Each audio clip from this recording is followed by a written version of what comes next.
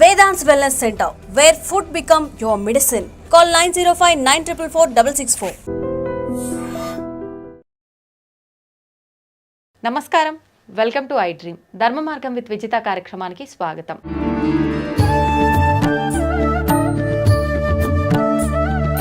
ప్రస్తుతం మనతో పాటు ఉన్నారు శ్రీ రామభద్ర క్షేత్రం నుంచి పండరి సంతోష్ కుమార్ శర్మ గారు. నమస్తే అండి.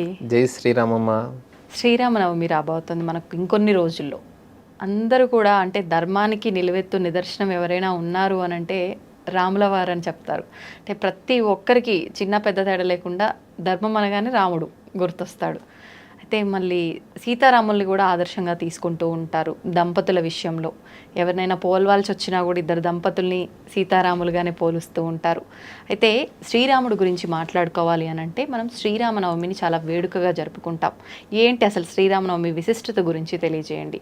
మనకు శ్రీరామనవమి అనగానే ఇంకొక విషయం ఏంటి ప్రత్యేకత అనంటే తలంబ్రాలు, స్వామివారి తలంబ్రాలు, ముత్యాల తలంబ్రాలు అని చెప్పి అక్కడ నుంచి తలంబ్రాలు మన ఇంటికి తెచ్చి పెట్టుకుంటే చాలా మంచిది అని చెప్పి తెచ్చి మనం ఇంట్లో పెట్టుకుంటూ ఉంటాము. పూజ గదిలో కానీ బీరువాల్లో కానీ ఇలా పెట్టుకుంటూ ఉంటారు. ఎందుకని అంత వైశిష్ట్యం ఆ తలంబ్రాలకి? శ్రీరామభద్రో విజయతేతరాం శ్రీరామభద్రాయ నమః. ఆపదామపహర్తారం దాతారం సర్వసంపదాం లోకాభిరామం శ్రీరామం భూయో భూయో నమామ్యహం. రామచంద్రస్వామి వారంటేనే, రామభద్రస్వామి వారంటేనే ఆపదలన్నింటినీ కూడా హరించేవారు, తొలగిస్తాడు.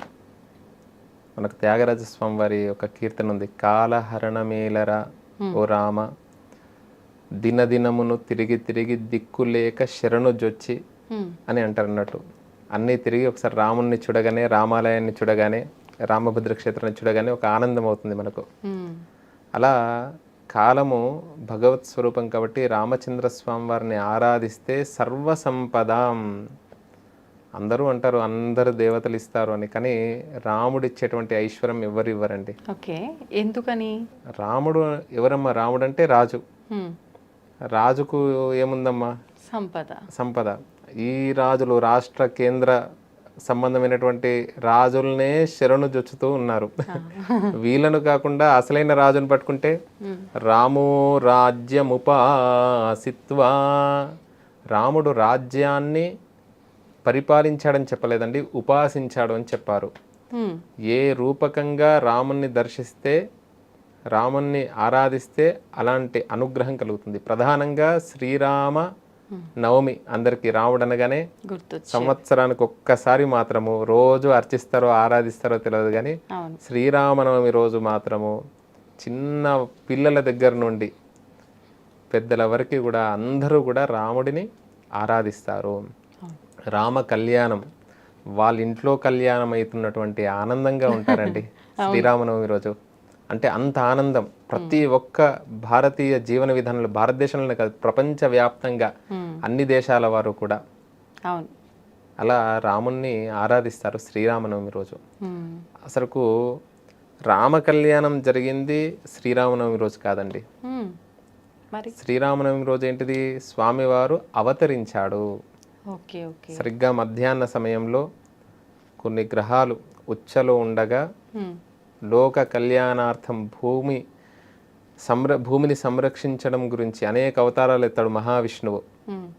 వేదవేద్యే పరే పుంసి జాతే దశరథాత్మజే వేద ప్రాచే దశాదాసిత్ సాక్షాత్ రామాయణాత్మన. సరిగ్గా 12 గంటల సమయంలో మధ్యాహ్నం రామచంద్రస్వామి వారు జన్మోత్సవం. అసలు ఒక 50 సంవత్సరాల క్రితం చల్లావారు ఒక రామ కళ్యాణం అని ఒక పుస్తకం ఉన్నదండి. అందులో సప్రమాణంగా ఉంది.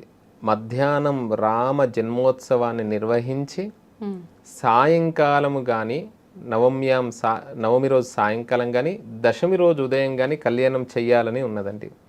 తర్వాత కాల అనుగుణంగా, ఎందుకంటే కాలంలో చాలా మార్పులు వచ్చాయి. అలా ఆ రోజు ఆ సమయంలో పుట్టిన సమయంలో లోక కళ్యాణమే కదా స్వామివారు అవతరించింది, ఆ మధ్యాహ్న సమయంలో చేస్తున్నారు. అసలు రామ కళ్యాణం ఎప్పుడైందండి? ఫాల్గుణ మాసం, అంటే చైత్ర మాసానికంటే ముందు ఈ మాసంలో పౌర్ణమి రోజు, ఉత్తరా నక్షత్రం రోజు సీతారామ కళ్యాణం జరిగింది.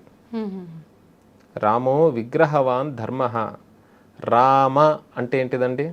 ప్రతిదానికి అర్థం ఉంటుంది కదా. అవును. ఆనందాన్ని ఇచ్చేటువంటి స్వామి. రామ అంటే అర్థం అన్నట్టు. మనము రామ శబ్దాలు నేర్చుకుంటాం కదా. రామ రామౌ రామాహ, రామాయ నమః, రాముడికి నమస్కారం. చతుర్థి విభక్తి. ఓకే. రామ నమస్కారం అంటే రాముడు నమస్కారం. రాముడు మనకు నమస్కారం చేస్తుండ, మనం రాముడికి నమస్కారం చేస్తుండ అంటే వ్యాకరణం. మనం రాముడికి అంటే రామాయ నమః, కృష్ణాయ నమః, గోవిందాయ నమః, విష్ణవే నమః. అలా శ్రీరామ నామాన్ని జపం చేయాలి ఆ రోజు ఉదయం నుండి. శ్రీరామాయ నమః, రామభద్రాయ నమః, రామచంద్రాయ నమః, శాశ్వతాయ నమః. అవకాశం ఉన్నవారు అష్టోత్తరం, లేదు మాకు రాదు శ్రీరామ జయ రామ జయ జయ రామ అనేటువంటి నామాన్ని ఆ రోజంతా కూడా చేయాలి. ఓకే. తర్వాత ప్రధానంగా ఆ రోజు మీరు అడిగినటువంటి ప్రశ్న చాలా బాగుంది. అందరికీ గుర్తొచ్చేటువంటిది ఆ సుముహూర్తం. ఇవన్నీ కూడా ఏమీ చూడరు అన్నట్టు. ఏ సమయానికి సుముహూర్తం, మాంగళ్య ధారణ, ఇవన్నీ కూడా చాలా విశేషం. కానీ కొన్ని అక్షతలైన ఒక్క ముత్యమైన ఇంటికి తెచ్చుకోవాలి. మా ఇంట్లో కళ్యాణం అవుతుంది, మా అమ్మాయి వివాహానికి ఉంది, మా అబ్బాయి వివాహానికి ఉండు, భవిష్యత్తులో కూడా కావాల్సిందే కదా. కాబట్టి మంచి వరుడు దొరకాలి. ఇట్లాంటివి ఎన్నో ఆలోచనలు ఉంటాయి. కొంతమందికి చిన్నప్పటి నుండే, చిన్న వయసు ఉన్నా కూడా అమ్మాయిలో అబ్బాయిలో అంటే భవిష్యత్తును కలగంటుంటారు అన్నట్టు కొంతమంది తల్లిదండ్రులు. అట్లా అనుకొని తప్పకుండా కళ్యాణానికి వెళ్ళి లోక కళ్యాణం, మా రాముణ్ణి ఆరాధిస్తే సకల విద్యాప్రదాయకుడు, ఐశ్వర్యం, రామపూజనాథ్, రాముణ్ణి పూజిస్తే, రాముణ్ణి ఆరాధిస్తే ఐశ్వర్యం లభిస్తుంది. ప్రధానంగా ఈ తలంబ్రాలలో ఒక శ్లోకం ఉన్నదండి, చెప్పండి. మనకు లగ్నాష్టకాలని అంటారు. అంటే రామ కళ్యాణం ప్రారంభమవుతుంది. అష్ట అంటే ఎంతండి? 8 శ్లోకాలు చెబుతారండి. చెప్పి ఒక్కొక్క శ్లోకానికి ఏమంటారు? సావధాన సుముహూర్తే సావధాన. అవధానం అంటే అష్టావధానం, శతావధానం అంటుండే కదా. అంటే 8 మంది కూర్చొని అడిగితే అష్టావధానం, 100 మంది కూర్చొని అవధానిని అంటే మంత్రాలు చదవడమా? మామూలుగా అవధానం. ఇప్పుడు కొంతమంది మహనీయులు ఉన్నారు, అవధానులు, గురువుగారులు ఎంతో మంది ఉన్నారు మనకు. అవధాని అంటే గుర్తుకొచ్చేటువంటిది పండితులు అనా ఏంటి? నాగభూషణ శర్మ గురుగారు ఉన్నారు కదా, వారు మహాసహస్రావధాని గురువుగారు. ఇట్లా గరకపాటి నరసింహారావు గురువుగారు, ఇలా ఎంతో మంది అవధానులు ఉన్నారు. అంటే వీళ్ళు అవధానులు అంటారు అన్నట్టు. అవధానం అంటే ఎంతమంది ప్రశ్న వేసినా కూడా దానికి సమాధానం చెబుతూ ఉంటారు. అంటే మనస్సును సావధాన్ అంటుంటే, సరస్వతి శిశు మందిర్ విద్యాలయాలు ఉంటుండే కదమ్మా, అప్పుడు ఏం చేస్తుంటే సావధాన్ అంటే అటెన్షన్ గా ఉండండి, సుముహూర్తం అవుతుంది, జీలకర్ర బెల్లం పెట్టేటువంటి సమయం అవుతుంది, సావధాన్ అంటాం కదమ్మా. అలర్ట్ చేయడం. అక్కడ ఉండేటువంటి వారందరూ కూడా వివాహంలో ఆ సుముహూర్తం అయ్యే సమయంలో ఎవరికి వాళ్ళు మాట్లాడుకోమని చెప్పలేదు. మనకు వివాహ సంస్కృతి అంత గొప్పనటువంటి, అందరూ సావధానంగా ఉండండి అని చెప్పేసి ఈ శ్లోకాలు చెప్తారు. 8 లగ్నాష్టకాలు చెప్తారు. అందులో అద్భుతమైనటువంటి శ్లోకం అండి. ఇప్పుడు ముత్యాలకు సంబంధించిందే, తలంబ్రాలకు సంబంధించిందే. చెప్పండి. జానక్యా కమలామలాంజలి పుటే. జానకి దేవర ఎవరండి? సీతమ్మవారు. సీతమ్మవారు. అమ్మవారి చేతిలో ఎలా ఉన్నాయి? అంజలి పుటే. జానక్యా కమలామలాంజలి, అమల అంజలి పుటే యాహ్ పద్మరాగాయితాహ. చేతిలో ముత్యాలు ఉన్నాయండి. ఎలాంటి వర్ణంలో ఉన్నాయంటే అమ్మవారి యొక్క కాంతి చేతికి గోరింటాకు పెట్టుకుంటాం కదా, ఆ కాంతి చేత పద్మరాగాల వలె ఉన్నాయంట ముత్యాలు. అంటే ఎరుపు వర్ణంలో ఉన్నాయి. అలాంటి ముత్యాలు రాఘవుడి యొక్క శిరస్సు మీద, ఇక్కడ బ్రహ్మరంధ్రం అంటాం కదా, అలా పోయగానే జాలువారుతూ ఉండగా న్యస్తారాఘవమస్తకే చ విలసత్కుంద ప్రసూనాయితాః. రాఘవుడి యొక్క మస్తకం మీద నుండి జాలువారుతూ ఉండగా కుంద అంటే తెల్లగా కనబడ్డాయి. యా కుందేందు తుషారహార ధవలా యా శుభ్ర వస్త్రావృత అని సరస్వతి అమ్మవారిని ధ్యాన శ్లోకంలో చేస్తాం కదా, అంటే తెలుపుకు ప్రతీకలు అన్నట్టు. అలాంటి ముత్యాలు స్వామివారి యొక్క శిరస్సు మీద జాలువారుతూ ఉండగా యా ఇంద్రనీలాయిత, ఇంద్రనీలమనుల్లాగా మారాయంట. ముత్యాలు తెలుపువే, అలా ఇంద్రనీలమనుల్లాగా కనబడుతున్నాయి. స్రస్తా శ్యామలకాయ కాంతి కలితాయా ఇంద్రనీలాయితాః. ముక్తా, అలాంటి ముత్యాలు, ముక్త అంటే ముత్యాలు, ఓకే. శుభదా భవంతు భవతాం శ్రీరామ వైవాహికాః. ఈ రామ సీతారామ కళ్యాణంలో పాల్గొన్నటువంటి వారికి అందరికీ కూడా లోకానికంతటికీ కూడా లోక కళ్యాణార్థం అవతరించాడు. రాముడు అంటేనే రామాయణం, రామస్యాయనం, రాముడి యొక్క మార్గం. జగదానందకారక జయ జానకి నాయక అంటాం కదమ్మా. జగత్తుకే ఆనందకారకుడు అంట. ఏదో రూపం చేత కాదు, ప్రతి ఒక్కరిని కూడా ఆనందింపే చేసేటువంటి స్వామి రామచంద్ర స్వామి వారు, రామభద్ర స్వామి వారు, శ్రీరాముడు. అలాంటి ముత్యాలు అందరికీ కూడా లోకానికి శుభాన్ని కలిగించాలని ఆ భద్రాద్రి రామచంద్ర స్వామి వారిని, మన రామభద్ర స్వామి వారిని స్మరిస్తూ అందరికీ క్షేమం జరగాలి, లోకమంతా కూడా బాగా ఉండాలి. నవరాత్ర మహోత్సవములు, వసంత నవరాత్ర మహోత్సవములు అసలు ఉగాది మరుసటి రోజు ఉగాది నుండి 9 రోజులు రాముణ్ణి ఆరాధిస్తారు. ఇంకొక విషయం ఏంటిదంటే అసలు అమ్మవారిని కూడా ఆరాధిస్తారండి.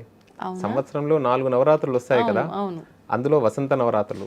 జీవేమ శరదశతం నందామ శరదశతం, శరదృతువులో వచ్చేటువంటిది ఆశ్వేజ నవరాత్రులు. ఇప్పుడు వసంత నవరాత్రులు, ఆషాఢ నవరాత్రులు, గుప్త నవరాత్రులు ఎక్కడ మనకు మాఘమాసంలో శ్యామలా నవరాత్రులు. ఇప్పుడు ఈ వసంత నవరాత్రుల్లో శ్రీరాముడు లలితా స్వరూపం. కొంతమంది అమ్మవారి ఉపాసకులు లలితాదేవిని కూడా ఆరాధిస్తారండి. ఎవరైతే లలితాదేవి చిత్రపటాన్ని పెట్టుకొని అర్చిస్తారో, ఆరాధిస్తారో, అంటే ఒక గొప్పనటువంటి లలిత అమ్మవారు అంటే ప్రేమతత్వం, అనుగ్రహం. ఎందుకంటే నఖాకృత అంటే అమ్మవారి గోరు నుండి దశాకృతి అంటే 10 అవతారాలు వచ్చాయని చెప్పారన్నట్టు. కాబట్టి ఆ లలిత అమ్మవారిని ఆరాధిస్తే సకల దేవతలను కూడా ఆరాధించవచ్చు అని ఈ దేవి తత్వంలో కూడా చెప్పడం జరిగింది. అయితే అందుకని చెప్పి ఈ 9 రోజులు కూడా అమ్మవారిని కూడా ఆరాధిస్తారు. అమ్మవారికి సంబంధించినటువంటి ఉపాసకులు ఎవరైతే ఉన్నారో అలా అంటే రాముని లలితగా భావిస్తూ ఉంటారు కొంతమంది. అంటే ఇవి కూడా ప్రాంతాన్ని బట్టి ఒక్కొక్క రకంగా ఆచరిస్తూ ఉంటారు కదా, ఏ విధానమైనా కూడా అంత అంటే మొత్తం ప్రపంచమంతా కూడా రాముడు అంటే రాముణ్ణి ఆరాధిస్తారు. మిగతా దేవతలు అటు ఇటు ఒక విధానంగా చేస్తారు, కానీ రాముణ్ణి మాత్రం అందరూ ఒకే రకంగా ఆరాధిస్తారు. ధన్యవాదాలండి. జై శ్రీరామమ్మ.